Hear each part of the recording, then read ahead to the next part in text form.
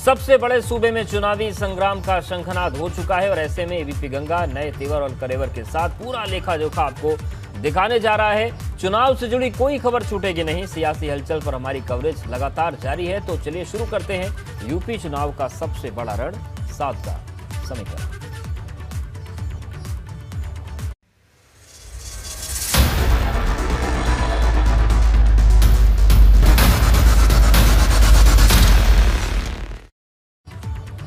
पांच राज्यों जिसमें उत्तर प्रदेश विधानसभा का चुनाव सबसे अहम है। मोदी सरकार ने 3 कृषि कानूनों की वापसी का बिल संसद से पास कराकर एक बड़ा दांव खेल दिया।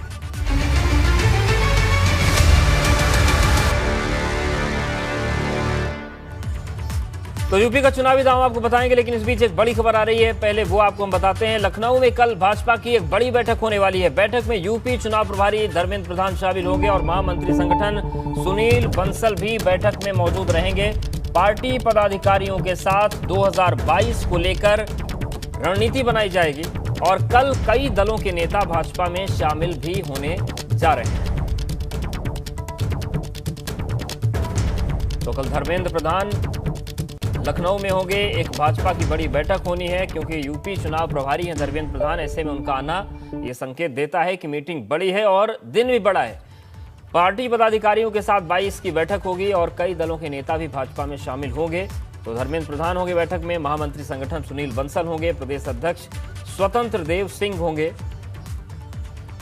तो ये कल बड़ी बैठक है और कई महत्वपूर्ण फैसले चुनाव को लेकर इसमें हो सकते हैं। शैलेश हमारे साथ जुड़ गए। शैलेश, धर्मेंद्र प्रधान कल होंगे, कल बैठक भी होने वाली है। उनका आना केवल बैठक तक सीमित है या फिर कल जिन नेताओं की एंट्री होने वाली है वो इतने बड़े हैं कि धर्मेंद्र प्रधान भी हो सकते हैं उसमें? बिल्कुल अवधेश, देखिए निश्चित रूप से धर्मेंद्र प्रधान का यहाँ पर होना निश्चित रूप से बड़ी बैठक है क्योंकि उत्तर प्रदेश के चुनाव प्रभारी बनाए गए हैं केंद्रीय मंत्री हैं। जब से उन्हें जिम्मा मिला उत्तर प्रदेश का, लगातार वो यहाँ पर एक्टिव नजर आ रहे हैं। और इससे पहले अगर आप देखें तो धर्मेंद्र प्रधान जब यहाँ पर आते हैं कुछ ना कुछ बड़ी हैपनिंग होती है। जब अगर हम बात करें संजय निषाद की तो उनकी ज्वाइनिंग भी धर्मेंद्र प्रधान ने अपने सामने कराई थी, जबकि कितनी खटास चल रही थी उस समय। संजय निषाद के जो बयान तमाम तरह के आ रहे थे वो भी सबने सुने थे, लेकिन धर्मेंद्र प्रधान आए और उसके बाद में उन्होंने अपने सामने ज्वाइनिंग भी कराई थी। जो गठबंधन दोनों दलों का हुआ था उसका ऐलान भी संयुक्त मंच से किया गया था।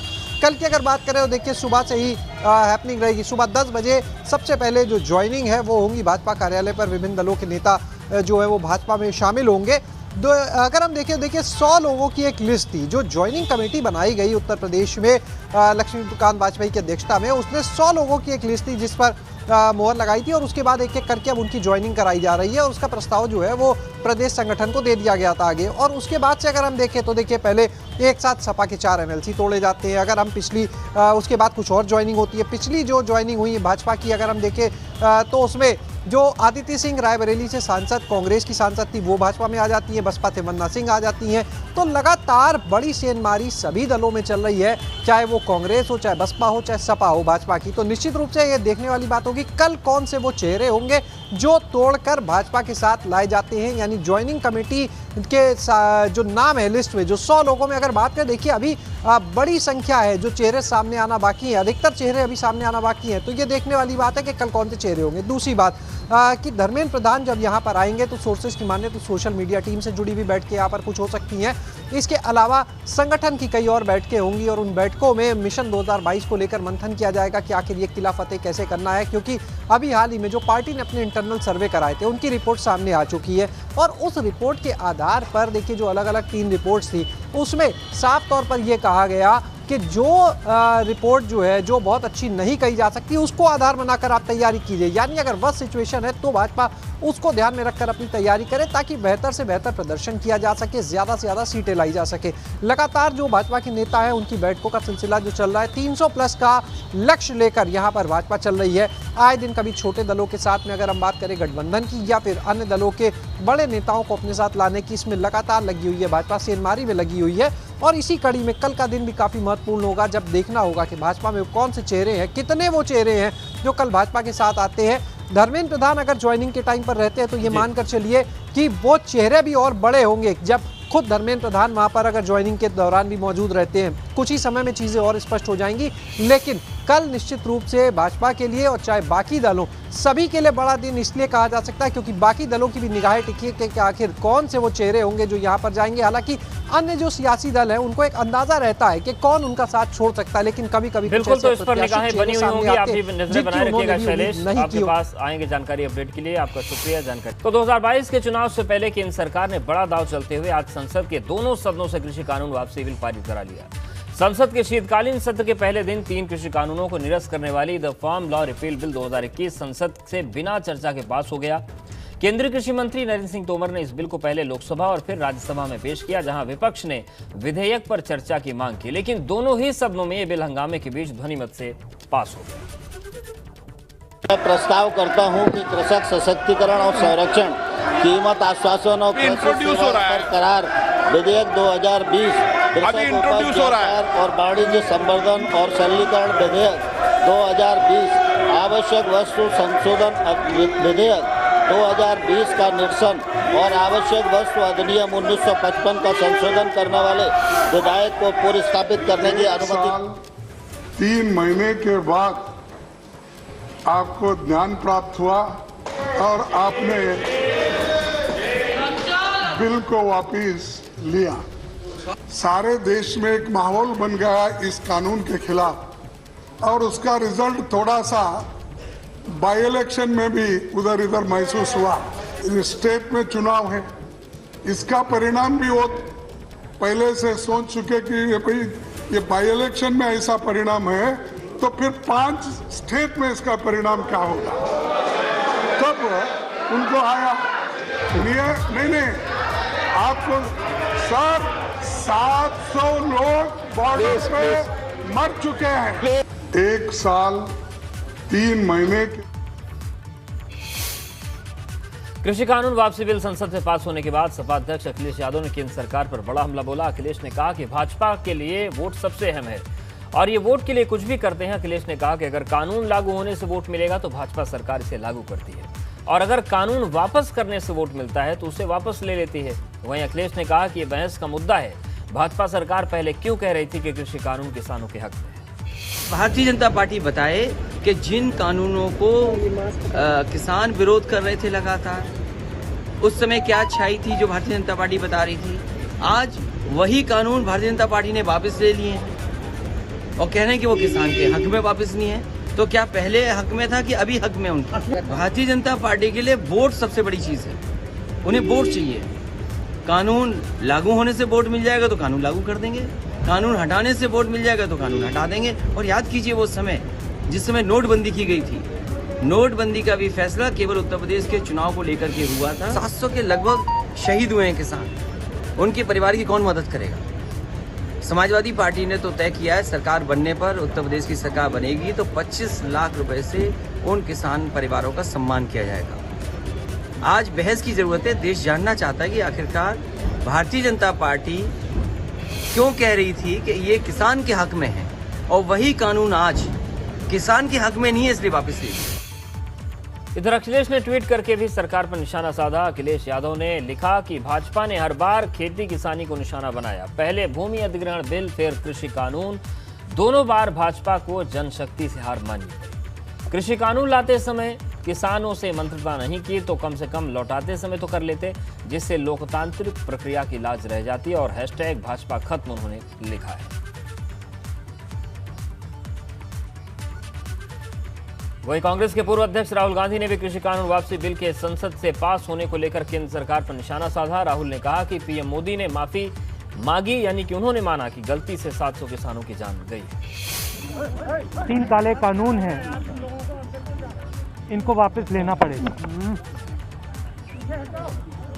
इसलिए कहा था क्योंकि हमें मालूम था कि 3-4 बड़े जो पूंजीपति हैं उनकी शक्ति हिंदुस्तान के किसानों के सामने खड़ी नहीं हो सकती, और वही हुआ। जो 3 काले कानून थे उनको अंत में रद्द करना पड़ा। ये किसानों की, मजदूरों की सफलता है एक प्रकार से देश की सफलता है। डिस्कशन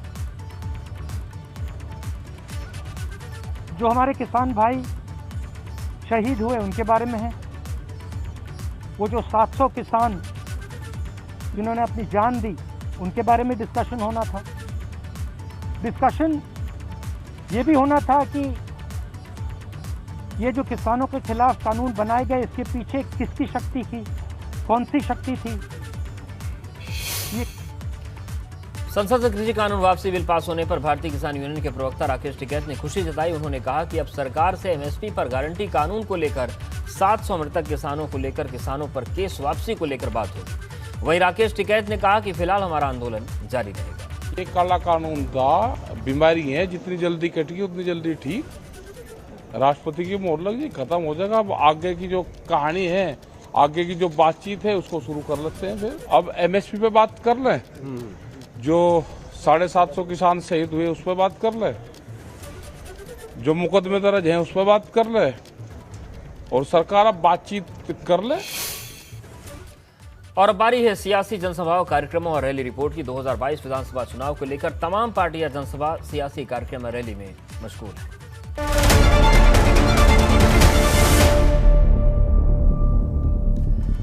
भाजपा इन दिनों किसान को मनाने और रिझाने में लगी है। कृषि कानून वापसी के बाद आज दोनों सदनों में कृषि कानून वापसी बिल वापसी पर मुहर भी लग गई। अब भाजपा किसान मोर्चा ट्रैक्टर रैली के जरिए किसानों तक पहुंच रही है, जिससे केंद्र और प्रदेश की योजनाओं की जानकारी उन्हें मिल सके। आपकी टीवी पर दो तस्वीरें हैं, पहली हरदोई से और दूसरी सहारनपुर से, जहां भाजपा किसान मोर्चा ने रैली निकाली। तो कृषि कानून वापस लेने के बाद अब किसानों को समझाने की कोशिश हो रही है कि भाजपा उनके साथ खड़ी है।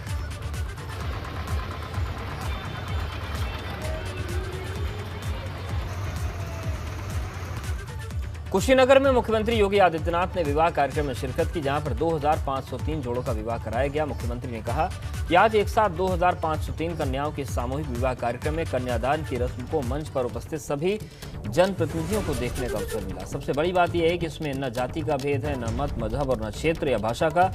जिनके अभिभावक इस बात के लिए चिंतित होते थे कि शादी में खर्च होने वाली इतनी बड़ी रकम कहां से आएगी, वो टेंशन नहीं है। विपक्ष पर निशाना साधते हुए उन्होंने कहा कि 2017 से पहले के शासन योजनाओं का लाभ गरीबों को नहीं मिल पाता था।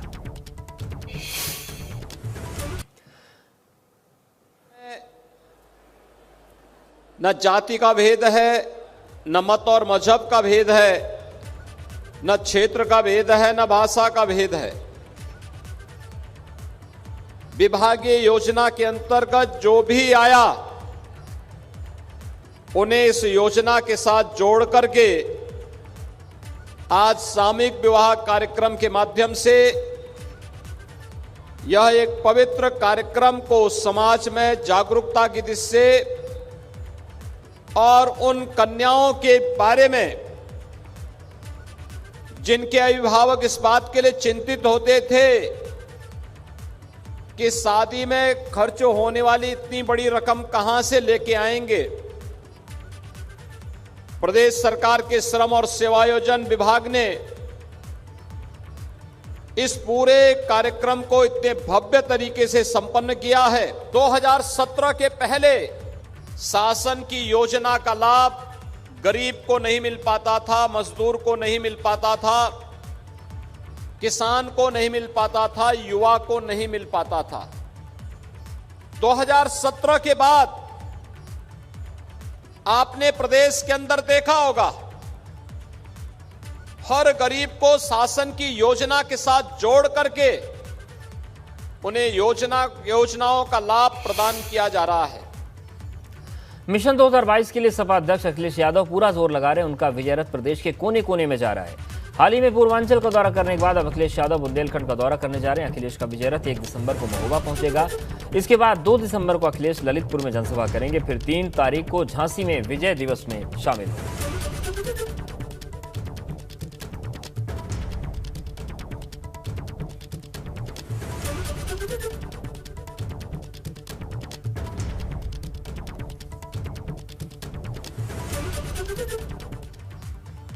केंद्रीय गृह मंत्री अमित शाह 2 दिसंबर को सहारनपुर का दौरा करेंगे। इस दौरान वो पुवारका में माता शाकंभरी देवी स्टेट यूनिवर्सिटी का शिलान्यास करेंगे। इस मौके पर सीएम योगी भी उनके साथ होंगे। सीएम और गृह मंत्री के आगमन को देखते हुए जिला प्रशासन तैयारियों में जुटा हुआ है। साथ ही भाजपा के लोग भी तैयारियों को अमली जामा पहना रहे हैं। इसे लेकर भारतीय जनता पार्टी के प्रदेश महामंत्री डॉक्टर चंद्रमोहन ने क्या कहा, सुनिए। 2 दिसंबर को देश के गृह मंत्री आदरणीय अमित शाह जी आ रहे हैं, माननीय मुख्यमंत्री योगी आदित्यनाथ जी आ रहे हैं और उत्तर प्रदेश सरकार के द्वारा जो मां शाकुंभरी राजकीय विश्वविद्यालय बनाया जा रहा है उसके शिलान्यास का तिथि है 2 दिसंबर। और जिस तरीके से भारतीय जनता पार्टी का सभी नेतृत्व और कार्यकर्ता उपस्थित हुआ है, 2 दिसंबर एक इतिहास में दर्ज होने जा रहा है और सहारनपुर की जनता की जो वर्षों पुरानी मांग थी वो 2 दिसंबर को पूरी होगी। चुनावी मौसम में मुद्दे चाहे जो भी नेताओं के बीच वार पलटवार ना हो, ये भला हो कैसे सकता है। इस समय पूरी यूपी जो है वो टीटी पेपर लीक को लेकर सत्ता पक्ष और विपक्ष के बीच वार पलटवार को देख रही है।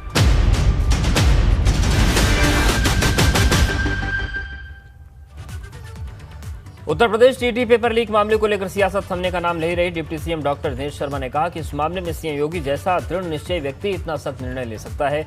वहीं सपा अध्यक्ष अखिलेश यादव ने पलटवार करते हुए कहा कि यूपी की भाजपा सरकार में कई बार पेपर लीक हो चुका है।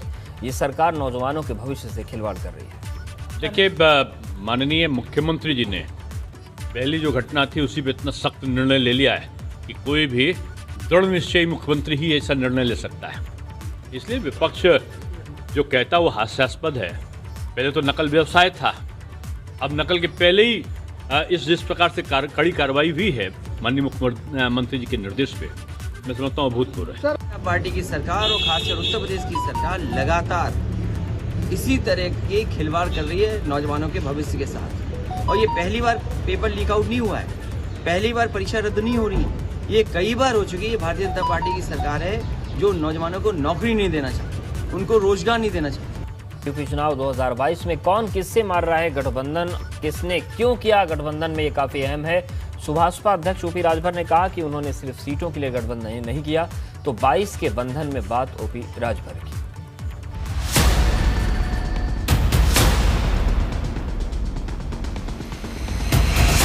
यूपी विधानसभा चुनाव के लिए तमाम पार्टियां गठबंधन कर रही हैं। वहीं सुभाषपा यानी सुहेलदेव समाज पार्टी के अध्यक्ष ओम प्रकाश राजभर ने जालौन में बताया कि सपा से उनका गठबंधन सिर्फ सीटों को लेकर नहीं हुआ, बल्कि ये गठबंधन जातिगत जनगणना, रोजगार, महंगाई, भ्रष्टाचार जैसे मुद्दों पर हुआ है। आगे ओपी राजभर ने यह भी कहा कि अगर उन्हें पद का लालच होता तो वो भाजपा सरकार से अपना गठबंधन नहीं तोड़ते और न ही मंत्रिमंडल से इस्तीफा देते। देखिए, हमारा जो गठबंधन है, हम प्रदेश में जातिवार जनगणना कराएंगे सरकार बना के, ये हमारा समझौता है। हम प्रदेश में घरेलू बिजली का बिल 5 साल लगातार माफ करने का हमारा गठबंधन है। गरीबों का इलाज 5 साल करने के लिए फ्री में, ये गठबंधन है। किसानों को सहूलियत देने के लिए गठबंधन किए हैं, महंगाई कम करने के लिए किए हैं, भ्रष्टाचार कम करने के लिए गठबंधन किए हैं। सीट का हमारा झगड़ा नहीं रहता है। और चलिए अब बात करते हैं आज के कुसवाल की। कृषि कानून वापसी बिल आज संसद के दोनों सदनों से पारित हो गया, लेकिन किसान है कि आंदोलन से हटने का नाम नहीं ले रहे। किसानों का कहना है कि जब तक सरकार एमएसपी पर कानून नहीं बनाती तब तक वो पीछे नहीं हटेंगे। इसी पर आज का हमारा सवाल है कि कृषि कानून वापस, फिर आंदोलन जारी क्यों। और आज के हमारे इस सवाल पर सैकड़ों दर्शकों ने को ऐप पर अपनी राय दी, जिनमें पीके कौशिक नाम के यूजर लिखते हैं कि कृषि बिल को वापस लेने के बाद भी आंदोलन जारी रहेगा, क्योंकि इस आंदोलन के समर्थन में परोक्ष रूप से अन्य शक्तियां हैं जो अपनी मांगों को पूरा करने की कोशिश करेंगी। और साथ के समीकरण में फिलहाल इतना ही। आगे जरूर देखिए यूपी का मूड क्या है।